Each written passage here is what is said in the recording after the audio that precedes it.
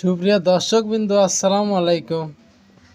আজকে কে কে ভূমিকম্প অনুভূতি করেছেন? আজকে কিন্তু ভূমিকম্প হয়েছে।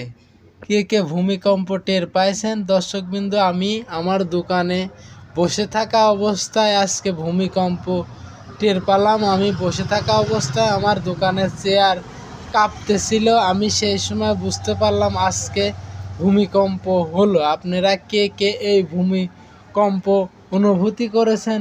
সবাই লাইক, কমেন্ট ও শেয়ারের মাধ্যমে আমাকে জানান। দর্শকবৃন্দ, আমি যেমন আজকে ভূমিকম্প অনুসরণ করেছি, আপনারা কে কে এই ভূমিকম্প অনুসরণ করেছেন? দর্শকবৃন্দ, দেখতে পারতেছেন আমি আমার দোকানে বসে আছি। আজকে ঘন্টাখানেক আগে ভূমিকম্প হয়েছে। দর্শকবৃন্দ, ঠিক 11টার দিকে, 11টা কি 11টা 20 এরকম দিকে দর্শকবৃন্দ ভূমিকম্প হয়েছে।